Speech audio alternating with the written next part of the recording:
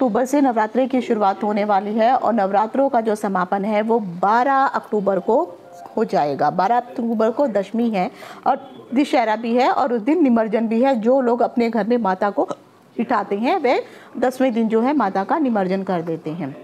आज के इस वीडियो में मैं आपको बताने वाली हूँ नवरात्रों से संबंधित कुछ ऐसी तिथियां हैं कि उन तिथियों में जो है कुछ कम ज़्यादा तिथि हो रही है, तो आखिर वो कौन सी तिथि है। साथ ही साथ आप अगर देखेंगे तो नवरात्रों से संबंधित कुछ ऐसी गुप्त बातें हैं जो आपको पता होनी जरूरी हैं, और कुछ ऐसी बातें हैं अगर आप कोई गुप्त काम कर रहे हैं तो आपके परिवार वालों के अलावा बाहर के किसी भी लोगों को ये बातें पता नहीं होनी चाहिए।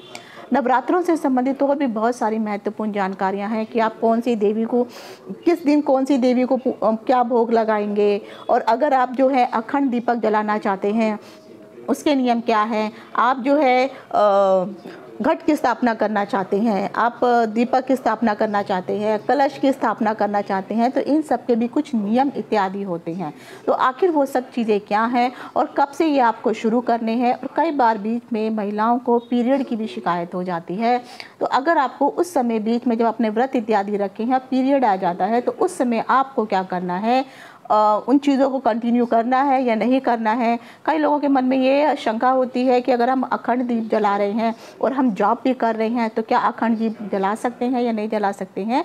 तो इन सभी चीज़ों की जानकारी लेकर के मैं डिम्पल शांडिल्या जिज्ञासा ज्ञान की प्यास के माध्यम से अपने सभी नए पुराने दर्शकों का हार्दिक स्वागत करती हूँ।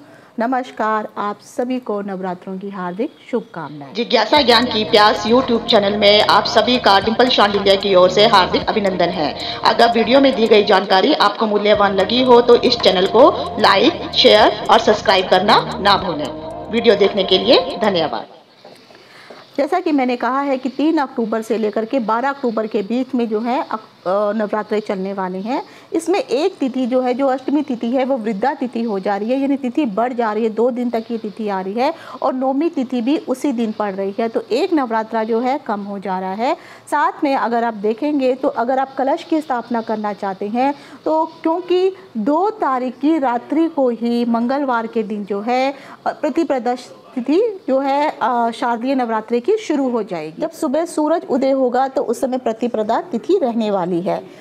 सुबह का जो अगर आप घट स्थापना करना चाहते हैं, दीपक के लिए अखंड दीप जलाना चाहते हैं, कलश की स्थापना करना चाहते हैं, जवारे इत्यादि लगाना चाहते हैं, तो आपके लिए जो शुभ मुहूर्त है सुबह 6:15 से लेकर के 7:22 तक का जो समय है, इस 1 घंटा 6 मिनट के बीच में आपको ये सब कार्य जो है शुरू कर लेनी चाहिए। समाप्त आप कभी भी कर दीजिए, कोई फ़र्क नहीं पड़ता है। लेकिन मान लीजिए अगर आप उस समय जल्दी हो रही है और आप घट स्थापना नहीं कर पा रहे हैं तो उसके बाद जो समय आता है, जो आता है अभिजीत मुहूर्त।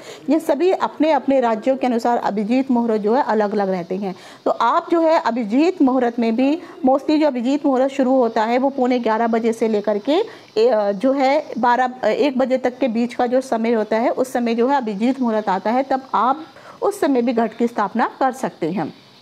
साथ में अगर आप देखेंगे तो कुल मिलाकर के जो है आपके पास अभिजीत मुहूर्त का जो समय जो रहता है वो आप 45 मिनट या 1 घंटे तक का जो समय रहेगा उसमें भी आप ये कार्य कर सकते हैं। अब आ जाता है सबसे पहला प्रश्न होता है कि 9 दिनों तक आपको 9 देवियों की पूजा करनी है, उन सबको अलग अलग भोग इत्यादि देना होता है।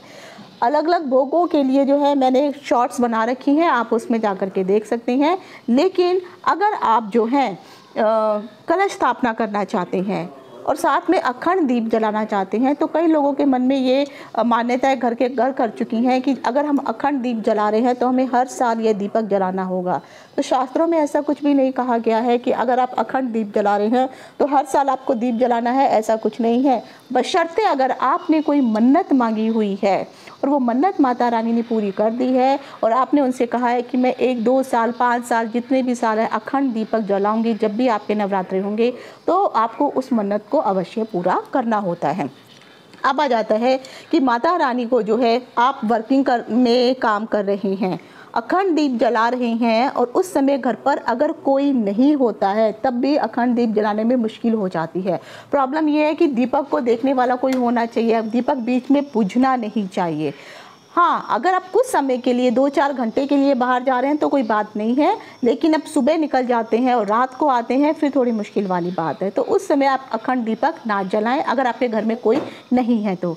लेकिन अगर आप घर पे रहती हैं और अखंड दीप जलाना है तो आपको कोशिश करनी है कि एक जो है बड़ी सी बाती, एक आधे मीटर तक की बाती लेकर के ही अखंड दीप जलाइए, ताकि वो बाती टूटे नहीं और उसको आगे बढ़ाते रहिए। कई बार क्या होता है कि आप जो है अखंड दीप जलाते हैं तो कुछ लोग तेल से जला देते हैं। देखिए, मार्केट में खाने को तो तेल को छोड़ के बाकी और तरह के तेल मिलते हैं, तो उस तरह के तेलों को आप यूज़ मत कीजिए। या तो आप प्योर तेल जो होता है, जो शुद्ध तिल का तेल होता है, उस तेल का दीपक जला सकते हैं, वो शुभ माना जाता है। या फिर शुद्ध गाय के देसी घी का दीपक भी आप जला सकते हैं। तो यही दो जो हैं सबसे ज़्यादा महत्वपूर्ण माने जाते हैं। तो इन दोनों में ही आप का प्रयोग आप कर सकती हैं। हालांकि जो तिल का तेल है वो थोड़ा सस्ता पड़ जाता है, देसी घी जो है वो थोड़ा महंगा पड़ता है। आप अपने बजट के अनुसार उसको कर सकते हैं। अब आता है कि अगर आपने, मान लीजिए कई बार लोग जो है छोटी इतनी बड़ी छोटी बातियां जो है लगा देते हैं और दीपक जला दिया। दीपक जलाने के बाद उस बाती के ऊपर ना काला काला कुछ फ्लावर के जैसा ऐसा आ जाता है। बहुत सारे ऐसे वीडियो बनाए हैं, अगर ये फ्लावर बनता है तो ऐसा होता है।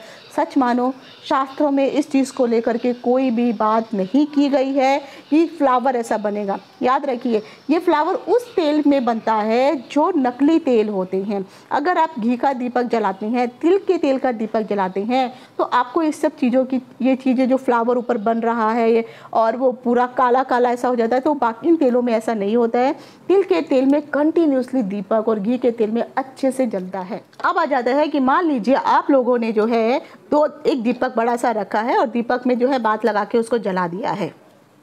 कई बार छोटी दीपक जब जलाई जाती है तो वो कुछ समय बाद जो है, एक दिन जलेगी या पूरा 12-15 घंटे जलेगी, उसके बाद वो बुझ जाती है। तो आपको, अगर वो बुझने वाला है और आप उस बात को आगे बढ़ाने वाले हैं, लेकिन आपको पता चल रहा है कि वो तेल तक नहीं पहुंच रही है, तो फिर आप एक छोटा दीपक वहाँ पे नया जलाइए, घी का ही, उसमें नई बाती लगाइए। जो पुराना वाला जो बड़ा दीपक आपने अखंड दीपक रखा है, उसको अगर आप आगे कर रहे हैं और वो फिर भी आग नहीं जल पा रहा है, उस बात को निकालना चाहते हैं, तो उसको निकाल दीजिए। जो दूसरा दीपक जलाया है उस दीपक के साथ उस बाती को लीजिए और उस बाती को उस दीपक में डाल दीजिए और उसका जो तेल या घी आपने डाला है वो उसी में डाल दीजिए। तो इस तरह से वो दीपक कंटिन्यू होगा। फिर वो दीपक अगर बीच में बड़ा वाला बुझ भी जाएगा तो आपने उसी के उपलक्ष्य में एक दूसरा दीपक भी जला के रखा है, तो वो उसी को कंटिन्यू करने वाला होता है। इसीलिए मैं कहती हूँ कि अलग अलग बात ना लेकर के बड़ी सी बातें आप ले लीजिए। या फिर जो मोली आती है, जो लोग हाथों में डालते हैं, प्योर कॉटन की होती है, उसको भी आप जो है कम से कम एक आधा मीटर तक जो है उसको वैसा रोल कर लीजिए अच्छे से, और उसके बाद उसको भी आप बाती के रूप में प्रयोग कर सकते हैं। वो भी एक अच्छा साधन होता है। अब मान लीजिए आपने बीच में आपने जो है व्रत शुरू कर दिए, शुरू से लेकर अंत तक आप 9 व्रत करना चाहती हैं, 9 दिन अखंड दीपक जलाना चाहती हैं, बीच में आपको पीरियड आ गए। अब आपको क्या करना है? मान लीजिए 3 तारीख से नवरात्रे शुरू हो रहे हैं, आपने 3 तारीख का व्रत कर लिया, 4 तारीख का व्रत कर लिया, 5 तारीख से आपको पीरियड शुरू हो गए, तो 5 तारीख से 5 दिन का कुल मिलाकर के सूतक माना जाता है। तो 5, 6, 7, 8, 9, तो 9 तारीख तक जो है आपको कुछ भी नहीं करना है। ना आप पूजा रूम में जाएंगे, ना दीपक को छुएंगे और ना ही व्रत करेंगे। कई लोग ये कहते हैं नहीं आप व्रत कर सकते हो, दूर से बैठ करके आप जो है कथा वाचन कर सकते हो। बिल्कुल नहीं, आपको ये नहीं करना होता है, क्योंकि ये मान्य ही नहीं है। शास्त्रों में ऐसा कोई विधान नहीं बताया है।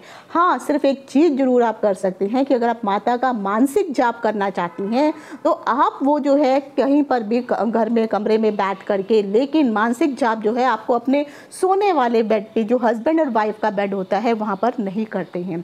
तो आप सोफे के ऊपर बैठ के या कहीं पर भी बैठ के आप माता का मानसिक जाप कर सकते हैं उन 5 दिनों में, जब तक आपको जो है पीरियड्स चल रहे हैं। अब उसके बाद आपने 9 तारीख तक जो है आपका हो गया, 5 दिन कंप्लीट हो गए। छठे दिन आपको जो है 10 तारीख जो है, फिर आप उस दिन जो भी आपको कंटिन्यू करना है उसको कर सकते हैं।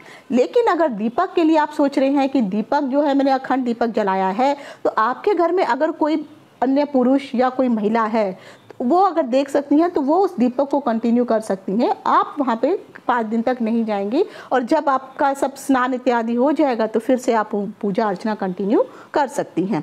तो ये होता है दीपक का विधान। अब यही चीज़ अगर आप जवारे इत्यादि जलाती हैं तो आप अपने हस्बैंड को बोल दीजिए कि वो जो है उसमें पानी इत्यादि जो है जल डाल सकते हैं जवारी में। लेकिन कई जगह जो है लोग ये सोचते हैं कि नहीं मैंने व्रत नहीं किया है।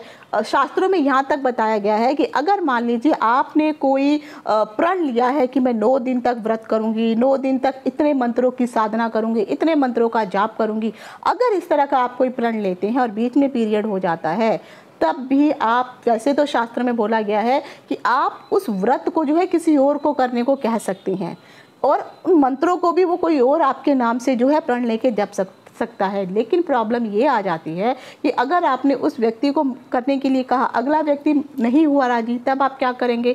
अगर आपने प्रण लिया है कि मैं डेली जो है 11 माला जप करूंगी, और अगला व्यक्ति नहीं हुआ राजी 11 माला जप करने के लिए, तब आप क्या करेंगी? तो इसीलिए आप उतना, अगर आपको पता चल रहा है बीच में आपकी डेट्स आ रही हैं, तो आपको जो है वो प्रण नहीं लेना चाहिए, नहीं तो प्रण टूट जाएगा तो फिर पाप के भागीदार फिर आप बनते ही हैं। अब आ जाता है कि अगर आपने ये सब चीज़ें कर ली हैं, तो कई लोग जो हैं, अगर आप अखंड दीपक जला रहे हैं, कोई पूजा अर्चना कर रहे हैं, तो कोशिश करिए ये बात आप तक ही रहनी चाहिए। ये गुप्त चीज़ें होती हैं, क्योंकि किसी को ये मत बताइए मैंने अखंड दीपक का प्रण लिया है, किसी को ये मत बताइए मैं 9 दिनों का जो है व्रत करने का प्रण लिया है। ये गुप्त बातें होती हैं, ये आप तक और आपके परिवार के बीच में ही रहनी चाहिए। उस समय नियमों का पालन करना पड़ता है, संयम का पालन करना पड़ता है। 9 दिनों तक जो है, अगर आप मैरिड हैं तो 9 दिनों तक जो है आपको जो है कोई भी रिलेशनशिप नहीं बनाना है हस्बैंड के साथ। सात्विक खाना खाना होता है, और एक समय तक का ही आपको खाना होता है। कई लोग जो है एक समय फलाहार करते हैं और रात्रि को खाना खाते हैं। तो कोशिश ये करिए कि आप जब भी आप पूजा पाठ करेंगे, मार्केट से बना हुआ कोई भी अन्न आपको नहीं खाना है, आहार नहीं खाना है। घर पे ही सात्विक रूप से बनाइए और फिर एक टाइम का खाना खाइए। शास्त्र में तो यहाँ तक कहा गया है कि आपको सिर्फ मीठा खाना होता है, नमकीन नहीं खाना होता है। लेकिन कई लोग जो है नहीं मानते हैं, तो वो सेंधा नमक यूज़ कर लेते हैं। तो शाम के समय जो है, हालांकि जब मैं व्रत करती हूँ तो मैं सेंधा नमक बिल्कुल यूज़ नहीं करती हूँ। मैं मीठे के अलावा कुछ भी नहीं खाती हूँ। हालांकि 9 दिन तक मुश्किल हो जाता है, लेकिन नहीं खाना चाहिए, यही शास्त्रीय नियम है। उसके बाद जो भी कुट्टू का आटा, ये जो भी आपको पकाना है, एक समय भोजन ही आपको करना चाहिए। और भोजन जो है लाइट भोजन करिए, क्योंकि आपको जो है अपने शरीर को तपाना है। व्रत करने का मतलब ये नहीं है कि आप सारा दिन चढ़ते रहें। तो ये चीज़ों का ध्यान रखिए, आप संयम का पालन कीजिए। साथ ही साथ अदरक, लहसुन, मांस, मदिरा, इन सब का प्रयोग जो है निषेध माना जाता है। इवन शास्त्रों में तो कहा गया है कि भूमि शयन होना चाहिए। लेकिन अगर भूमि पर शयन नहीं कर सकते हैं, कोई बात नहीं है, आप बेड पे भी सो सकते हैं। बाकी जो भी नियम बताए गए हैं, उन सभी नियमों को आप जरूर अपनाइए, तो माता रानी आपकी मनोकामना अवश्य पूर्ण करेगी।